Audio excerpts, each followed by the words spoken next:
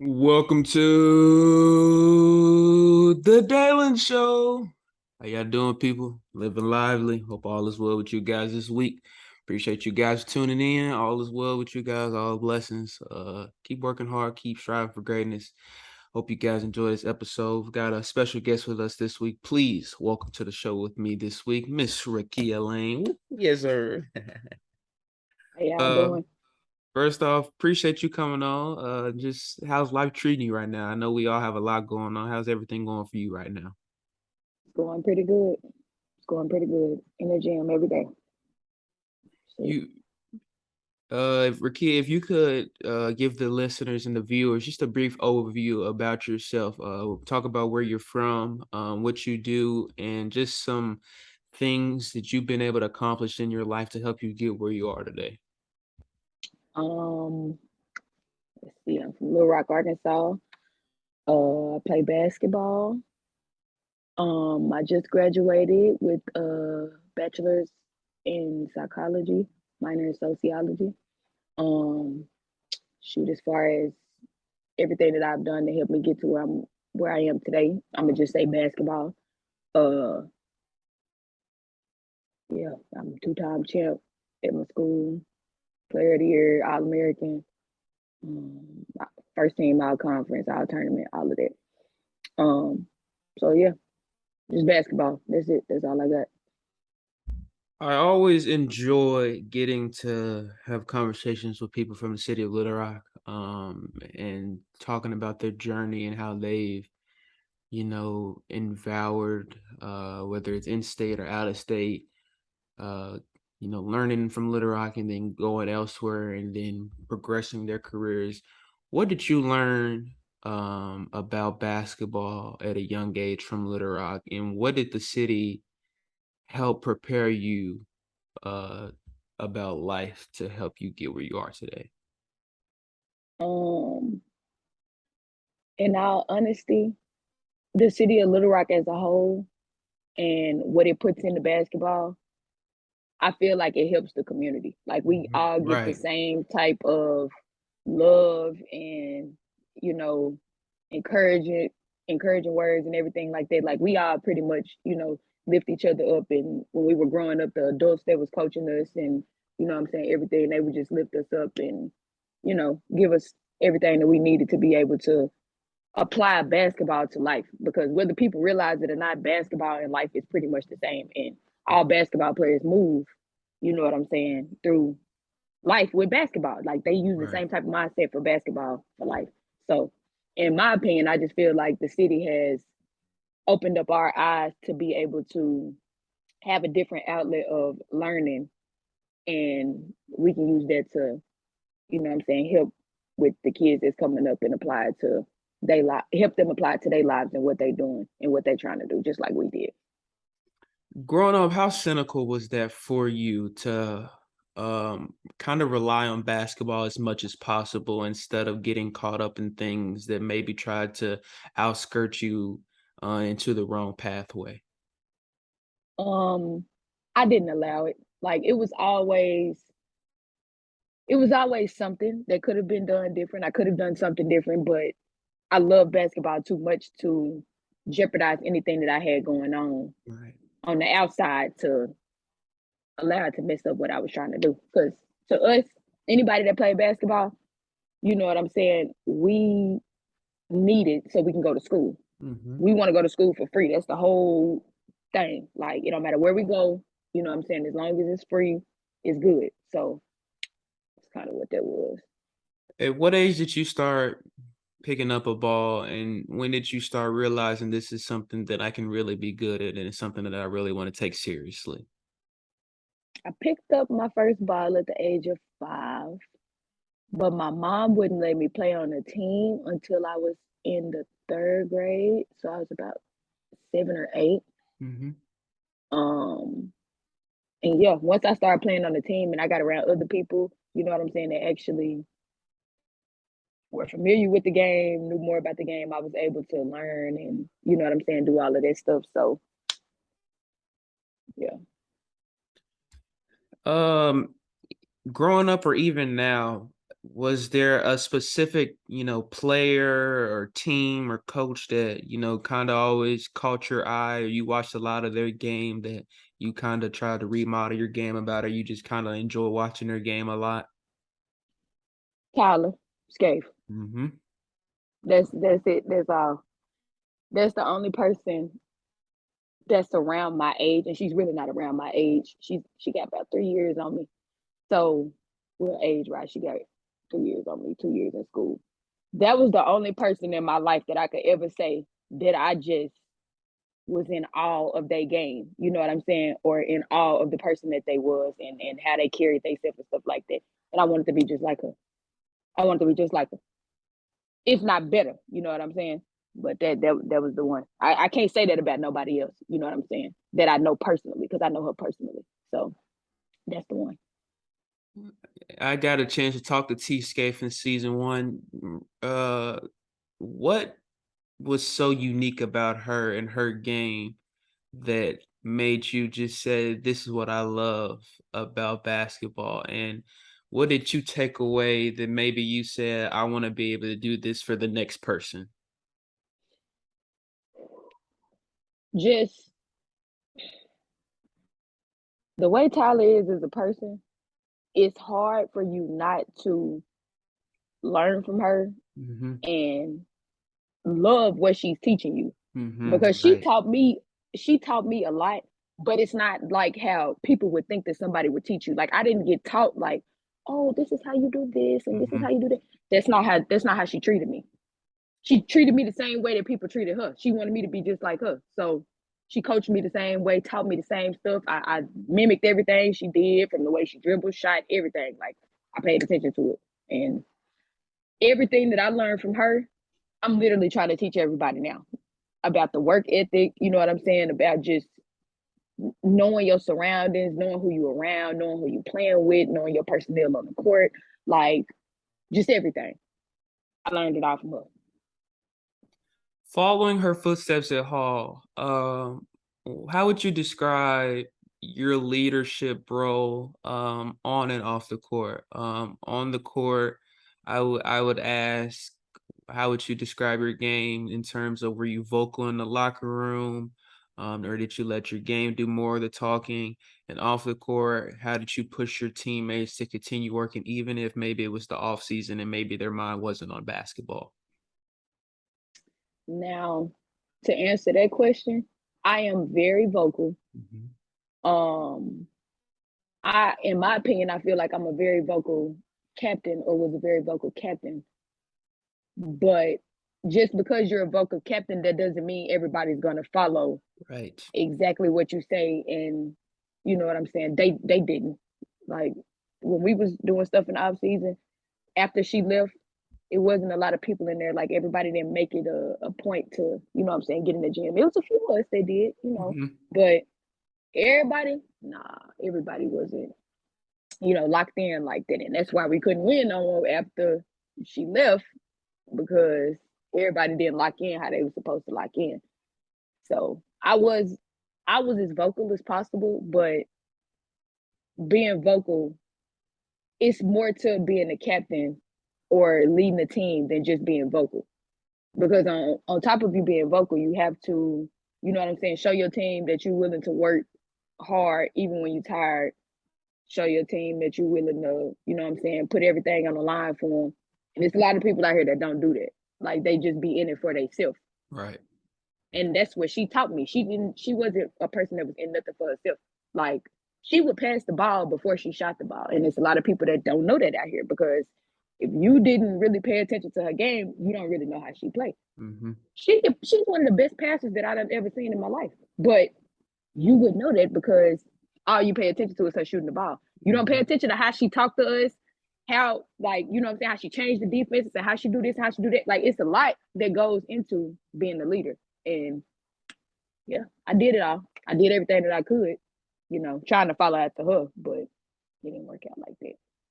For someone listening that doesn't know that much about basketball, why are those things that you just listed and talk about so important for a leader in the locker room and on the court to have? Well, for starters, um everything that I said is important because most people think that the coaches are the people who lead everything, and it's not the coaches. It's the point guard or the captain. Sometimes the captain is the point guard. Other Mhm. times the captain is the center. Whoever is the person that's most vocal, most locked in, most just all around game is just everything. Like Right. that's who your captain is gonna be. The one who got the most energy, that's who your captain gonna be. And if Right. you don't have all of these things that I'm talking about, you won't be successful. You won't have a successful team. You need somebody on your team that's going, you know what I'm saying, talk a little bit to the other team, you know, get in their head and stuff like that. You also need a player that's humble and can Mhm. go do what they do. And yeah, you just have to have all of these things in order to win. It's not just about scoring the basketball. And that's what a lot of people think. They think that basketball is just about scoring or Right. watching somebody dunk, or it's a lot of different things that go into the sport of basketball. And it's mostly mental. Mhm. If your mental ain't right, you ain't right. So I like that response. Appreciate you for that one. I want to take a step back because I wanted you talked about your mother just a little bit. Talk about the role that she and the family around you played growing up and how monumental they were in helping you get where you are today. my mama, my mama is literally my best friend. When I decided to play basketball, whatever. Hmm. When I started playing basketball, my mama was my biggest fan. She's still my biggest fan still to this day. That's my mom, my sisters, you know what I'm saying? Everything. Even if they didn't want to come, didn't want to show up, didn't want to drive this far to do this, didn't want to, Hmm. that I'm saying they did it. With that being said, it's a lot of people out here who don't have a strong support system behind them when it comes to playing sports in general, not just basketball. Like they don't have the proper love and you know what I'm saying, compassion and all of this stuff that everybody else got for, you know what I'm saying, all these other sports and stuff like that. You have to be like that. You have to be that way. And for my family, they saw how much I put into basketball. Right. So for as much as I was putting into basketball to be able to get a full ride scholarship to go to college, they put that back into me. Like they everything that I put out, they poured it back into me just with encouraging words and just being there, just supporting me. You know what I'm saying? And it helped out. They done been there the whole time, the entire time, like the whole ride. It's done been a long ride, but Shout out to your yeah. family. I talk about family a lot, and that is because it's what you just talked about. They have been there for me the entire time, and even if it's different aspects, they've all given different pieces of advice that I probably wouldn't be able to get through my, emotions or my processes without those pieces of advice. So family is very important, and a lot of people, like you said, don't have that support, and so that's very important that we have a good support system. So I thank you for saying that. At Hall, when you look at that schedule, was there a team that you marked on that schedule when the season started? It's like I'm most excited to play them. I'm most excited to see that team. it's a few Mm-hmm. because with us, you know what I'm saying, with us being a predominantly black school, Mm-hmm. we didn't play black schools. We didn't play black schools. We played predominantly white schools with Right. the most students in the state. Like we at the top. We ain't had that many students, but because we was good, we had to play them. Mm-hmm. Now, with that being said, it's three teams. Northside, Mm-hmm. Conway. Well, towards my junior and senior year, I'm gonna say Conway because we used to beat the brakes out of Conway when I first got in high school. So for majority of the rest of the season, Northside, Conway, and Greenwood. Okay. I hated Greenwood so much. I put them at the top of the list. I put them at the top of the list. I'm gonna just say Greenwood. That was the one school that when it came time for us to play them, I need that. I need that one right there. If we don't win, it's gonna be a problem. We used to lose sometimes, but when we needed to win, we won. like going to the championship. You know what I'm saying? Or I remember one time we played them. I had like 30 with a messed up shoulder. Like, you know what I'm saying? But they was good though. They was beating Mm-hmm. people by 30, just like we beating people by 30. Northside beating people by 30. Now, when we all get in the same conference together, ain't nobody beat nobody by 30. You win it by 1 or 2 points every night. Yeah. So them was the games that we would look forward to. Really, just conference. Like, and them 3 teams was in conference with us. So Was it a them the games. specific, player or just a fan base about Greenwood? What was it about Greenwood that you really just didn't like about them? I'm not gonna say I didn't like Megan, but Megan was very, very, very hard to guard. Like she was hard to Uh-huh. guard. With me being as small as I am, and with her being as big as she is, you know what I'm saying? It used to be hard. I was never the one that had to guard her though. It was always either Chicago or T or somebody else that had to guard her when we played them when we got older, because she wasn't really doing anything when I was in the ninth and 10th grade. You know what I'm saying? Because you got to think, when I was in the ninth and 10th grade, Tyler and all of them was still there. Yeah. So they not letting no kids beat them. You know what Mm-hmm. I'm saying? We kids to them basically, and they wasn't letting no kids beat them. It wasn't until we got in the 11th grade that I'm like, oh, you done been what? Where was you all this time? Why they ain't been Yeah. playing you? Like, you know what I'm saying? So it was definitely her. It was Megan. Megan Hartness, if you want me to be specific on her name, Megan Hartness. Yes, her. She was something else. That was the only person that we really used to be worried about on that team. We never used to scout anybody else or try to worry about anybody else. That was the only one. You say that I want to ask you, because I know as the game progresses from high school to college into professional ball, how much difference is there in high school and college, in watching film and studying and scouting other teams in terms of when you were in high school and then when you were in college? Well, see, when I was in high school, I did my own scouting. Okay. I didn't. I've always done my own scouting. I've Uh, never. That was before I even got in college and knew that they mhm, actually did stuff like that, like came with whole books and mhm, knew nothing about that. I was doing that on my own before I even, you know what I'm saying, made it to college. But the difference is the coaches in college take a whole lot more time to break down the player and break down their game, break down their strengths, weaknesses, you know what I'm saying, everything. Versus me at the naked eye looking at it, I just see small stuff. You know what I'm saying? Like I'm only seeing, oh, well, she can only do this or she can only do that.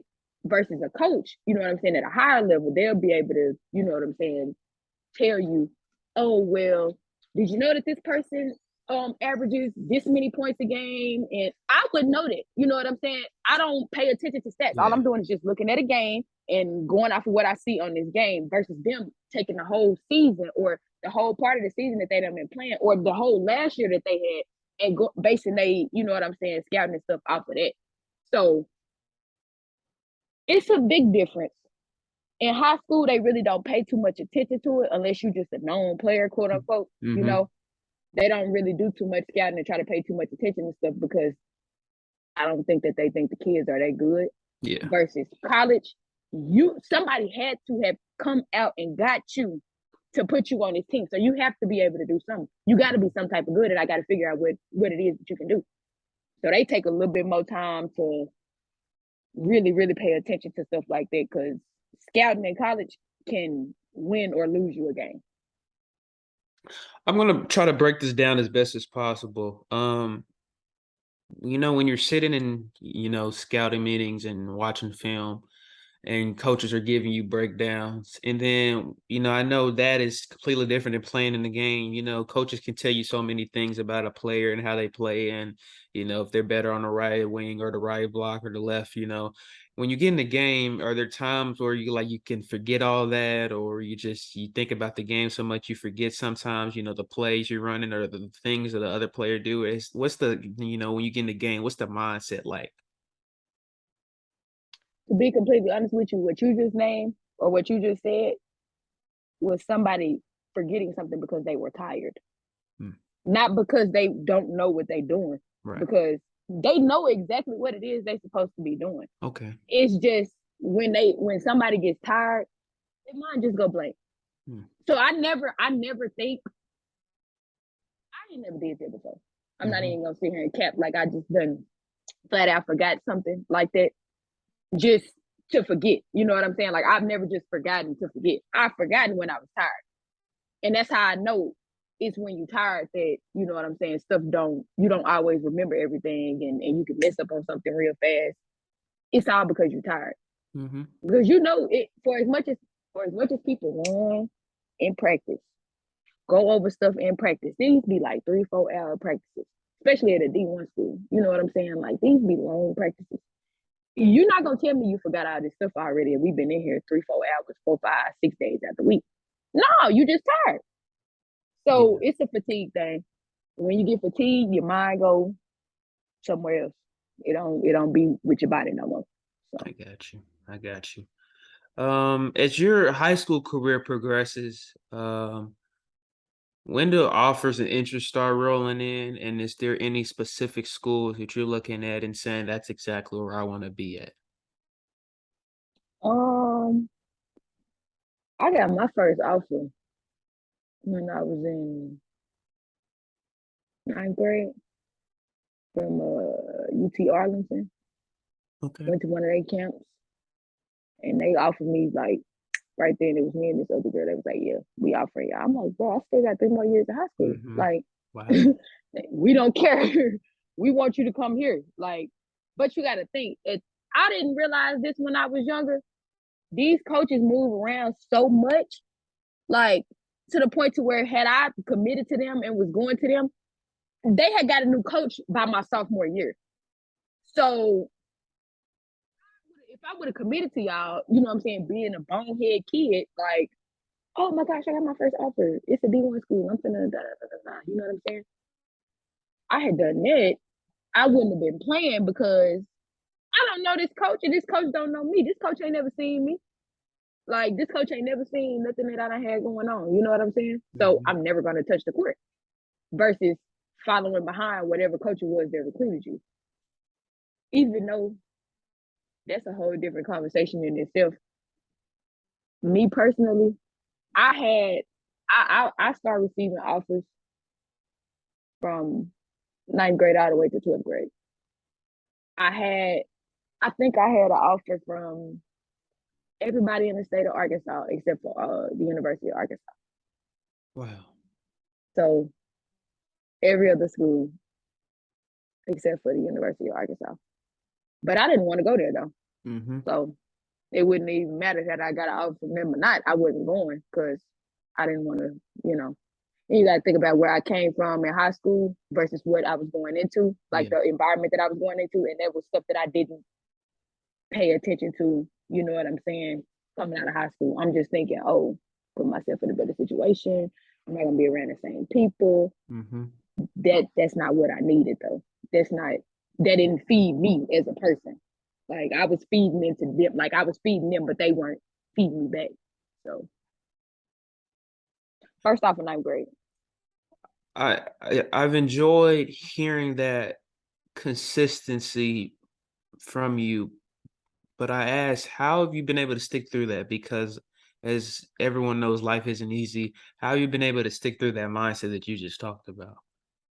It wasn't easy at all. I've literally quit twice since I've been in college. I've been to 5 different schools. I quit. No, I only quit once, but I had to stop playing one of the years after I started back playing because I had to get my grades together. Like Mhm. you know how they go. Like when you and you know what I'm saying. I didn't really do my work for real. I'm just here just to be here. So I had to play catch up when I actually did decide that I wanted to play basketball again, and it was hard. I can't even sit here and just be like, oh, I done had the same mindset the whole time.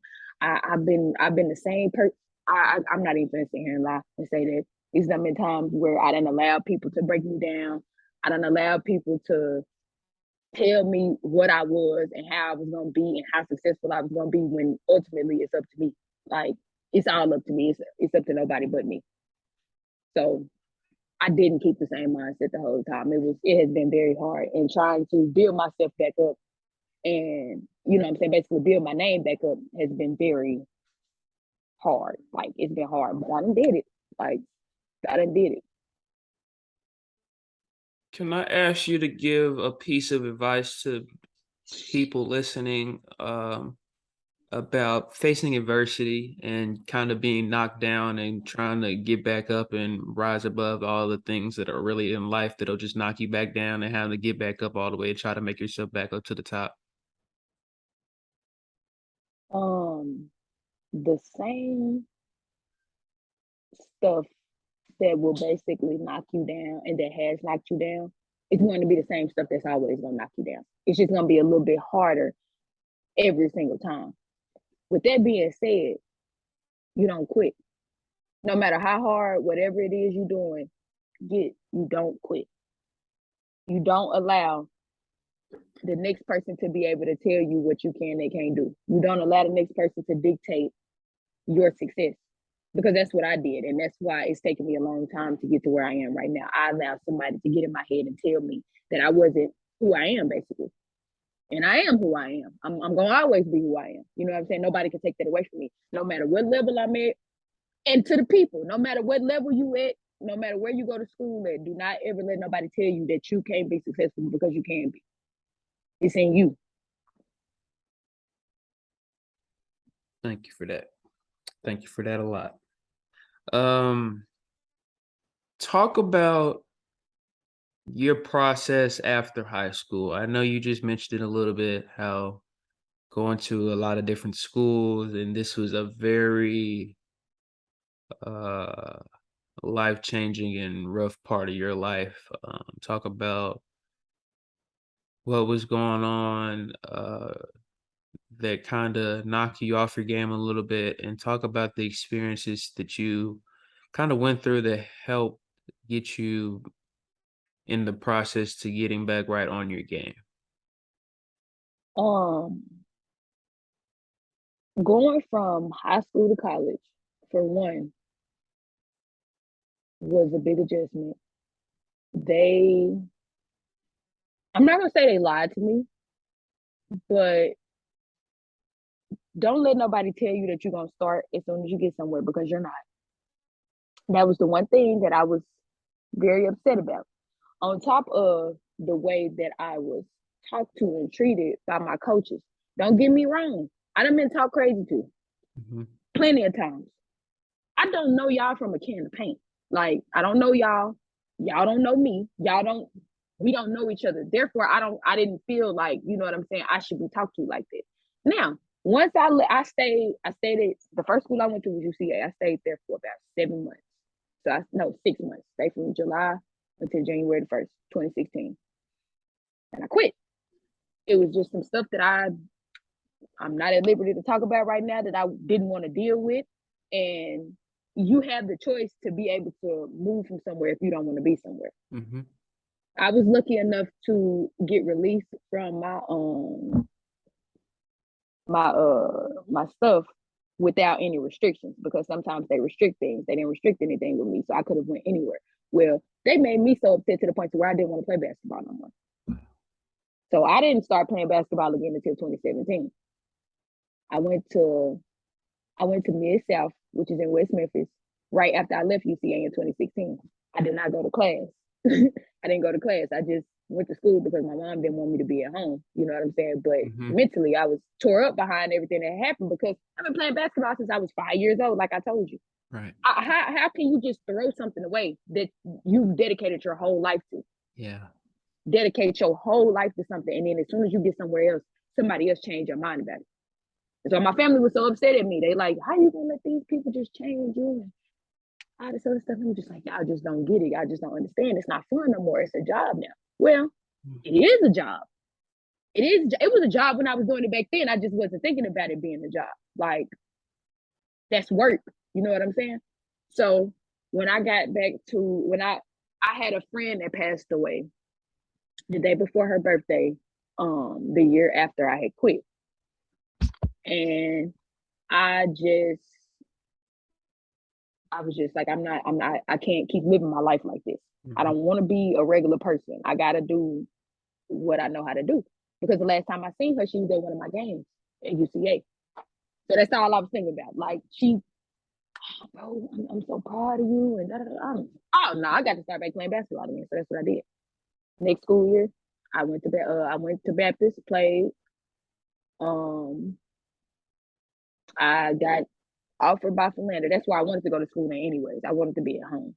So I had offers from other schools, but I wanted to be at home. So I waited on him to call me and, Mhm. you know what I'm saying, everything like that.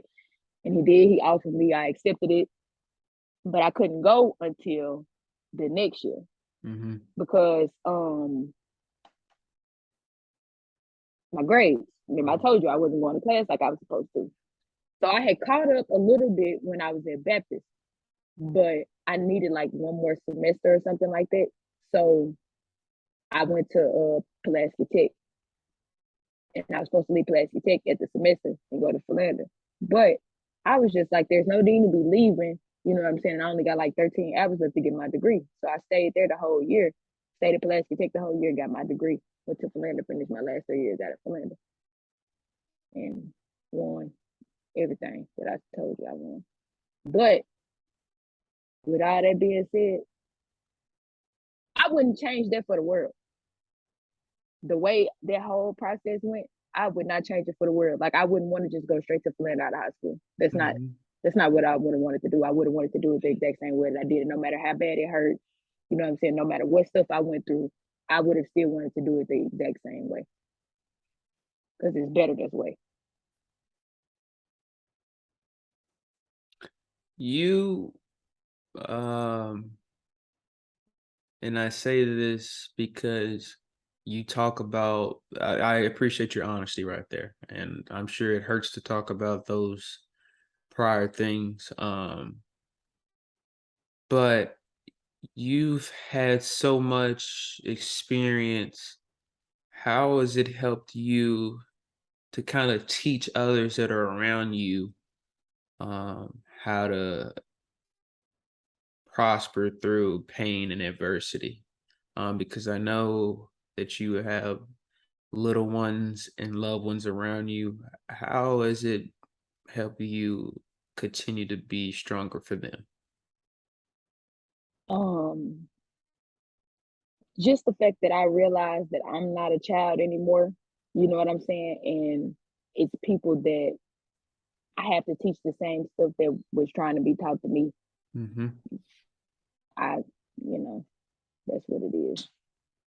Because I guess I don't really. I mean, of course I love my little people, my little sisters and stuff like that. But I don't really base anything that I do off of them because they so young right now and they really not, you know what I'm saying, paying attention to nothing.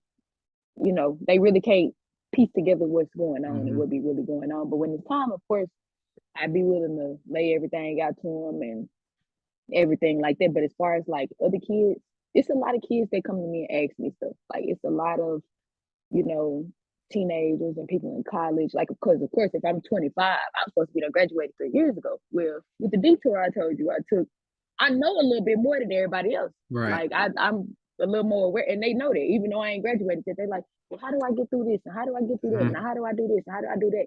I help them. You know what I'm saying? I help them as best as I can, give them the best advice that I can. The only thing that I tell them is watch your surroundings. Don't don't allow somebody to make you feel like they there for you in a certain type of way and they not. Because there's a lot of people out here who like to fake the funk and act like they're there for somebody and like they care about somebody and they don't. So I tell them to just be aware. Was it getting to Philander like a fresh breath of air? You talked about how that's kind of the place you wanted to be at and you wanted to be at home in the first place. Was that kind of like a relief off your shoulders once you actually got there after this long journey? Yes, it was. It was most definitely. Uh, I, that's where my mom graduated from too. Hmm. So I kind of wanted to, if I wasn't gonna go nowhere else, I could be the one out of her kids that graduated from the same college as her. Because one of my little sisters graduated from the same high school as her. and I was gonna be the one that graduated from the same college. So yeah, make a name for myself basically by myself. I was tired of following behind somebody else and having to live in somebody else's shadow.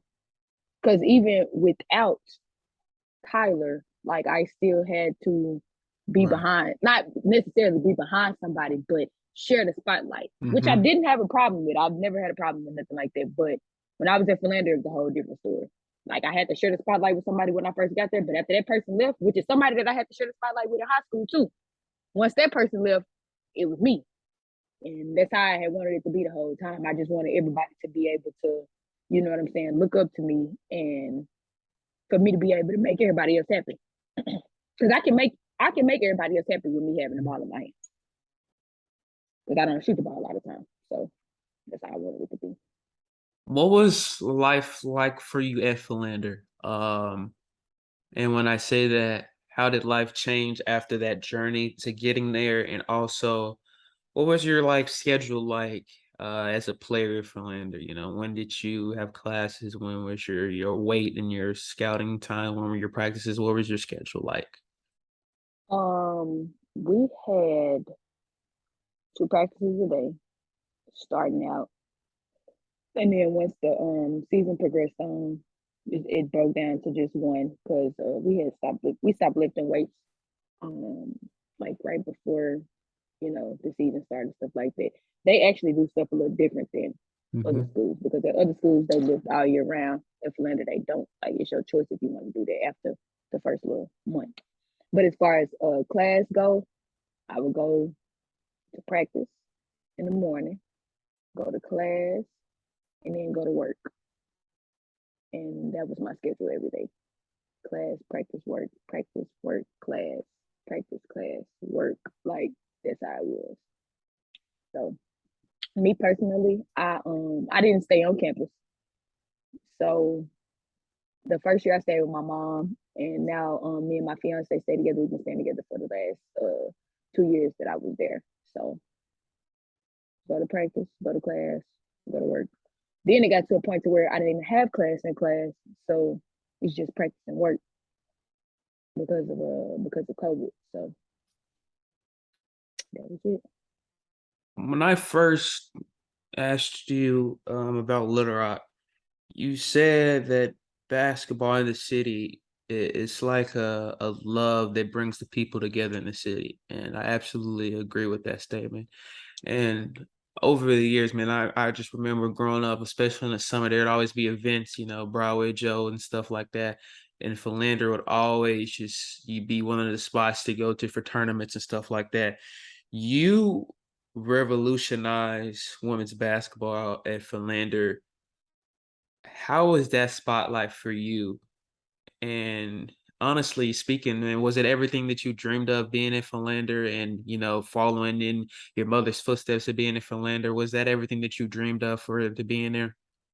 Literally, like everything that I ever wanted to do in basketball, I did it there. I didn't ever think I'm pretty sure I worked hard enough. I could have been player of the year at a D1 school, Mhm. but this route was so much better. Like it was so much better. I had to work so much harder to get everything that I got. It felt good to have to work that hard and have to do everything that I did. I don't like for stuff to just be handed to me. And I feel like Yeah. had I been anywhere else, it would have just been handed to me. And people don't get that. Like being at a JUCO or being at a low level school, like the grind is very much so different.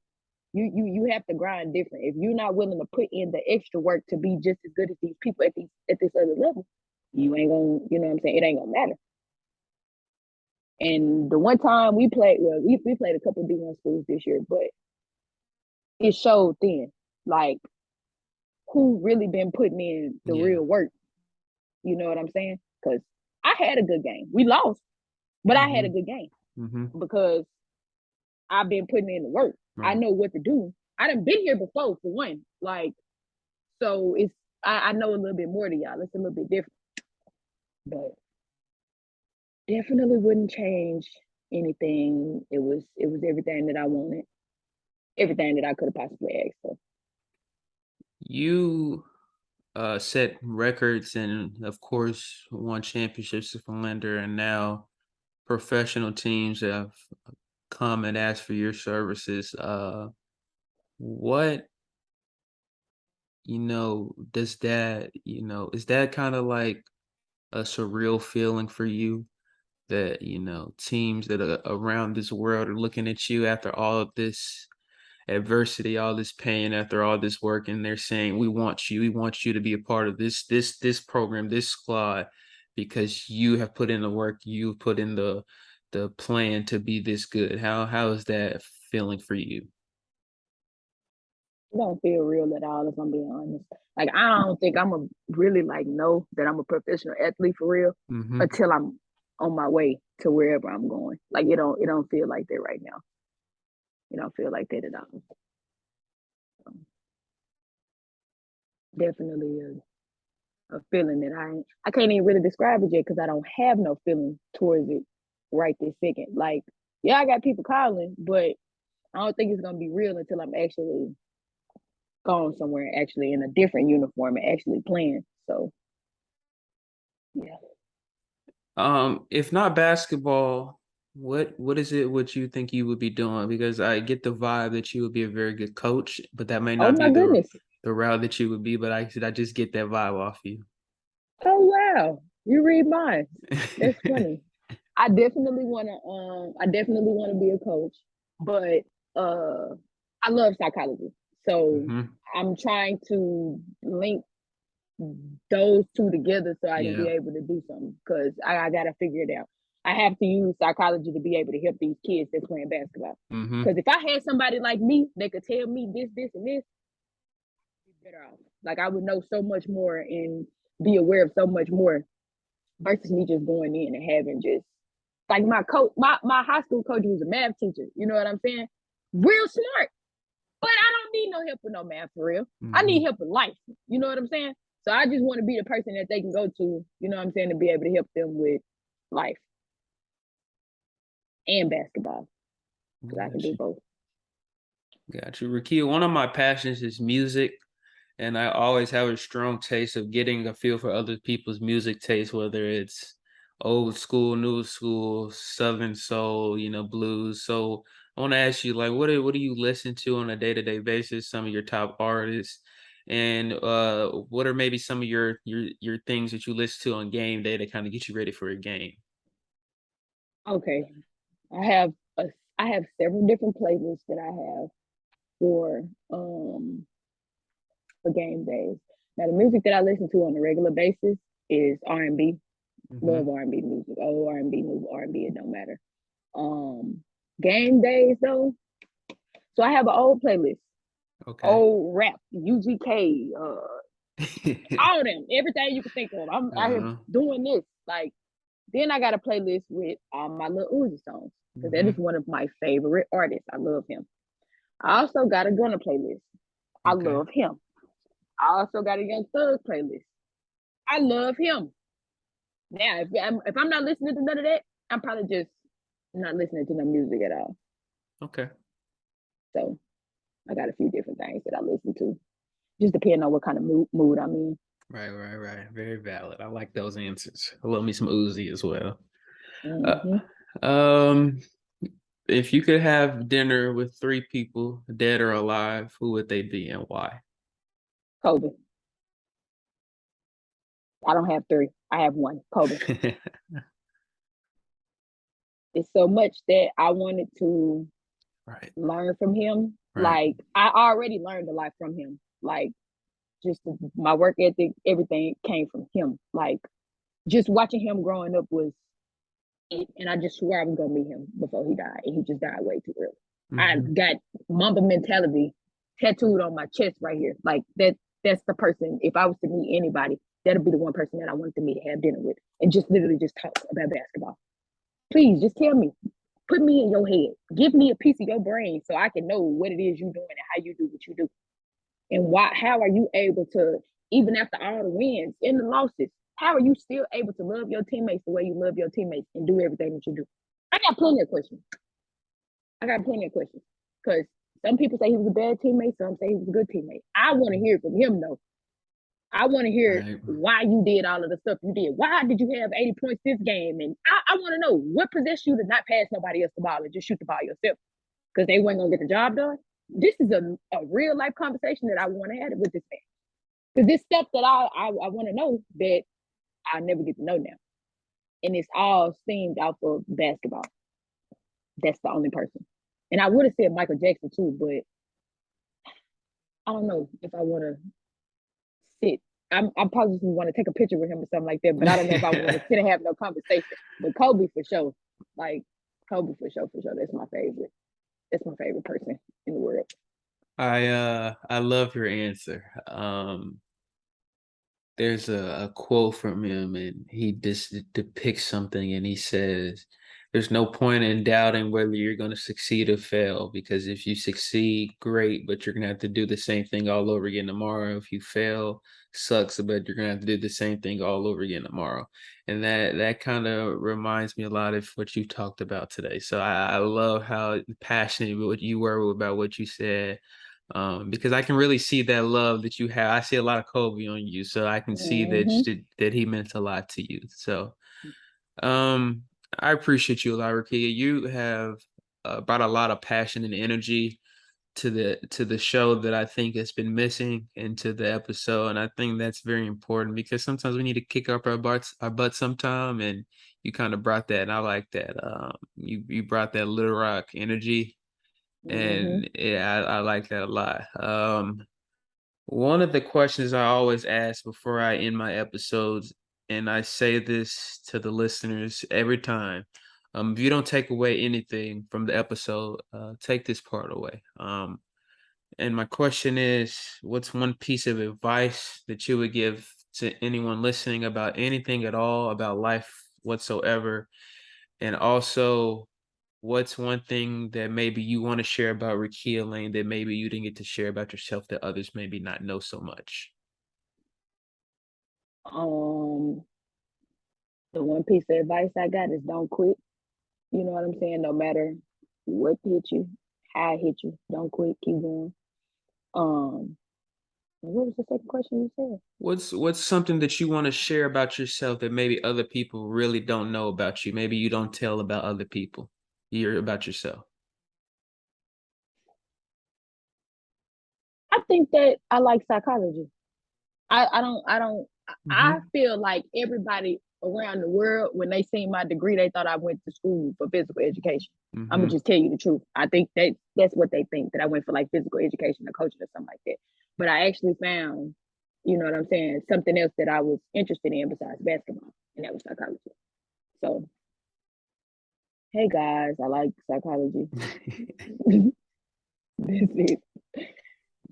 You have a lot of I would say like grit and grind that a lot of athletes need to just be pushed. They have a lot of talent, but they don't have that motivation to just be more aggressive. And I just had a quick mind. I have a very good friend, very good player. Is going to college this upcoming season, and she's very good, but she lacks that just that that push to just sometimes just get after it. And I just was like, she would really enjoy hearing your word, and so I appreciate you for sharing your advice, your life journey, and your wisdom today. Whether you realize it or not, whether it's this episode or just whatever you've been able to talk about with others before, you have changed people's lives and you have given advice that maybe could help someone's change their lives. So appreciate you a lot, Rakia. Thank you a lot. It really means a lot. No problem. Thank you. Anytime, anytime, anytime. Thank you guys for tuning in. This is really special. She again she put a lot of passion into this and I like that a lot. I try my best to give you guys words of wisdom because that is the point of this show, to give people the platform to share their story, share their advice, share their wisdom, share their journey. And that was a perfect piece of advice and wisdom shown right here today. So I appreciate Rakia Lane again, once again. And I hope you guys enjoy hearing her story. I did very much, and I hope you guys learned a lot from it. Thank you guys for listening. God bless and all love to you guys. Thank you, Rakia, once again. All right. Thank you. Take care, guys.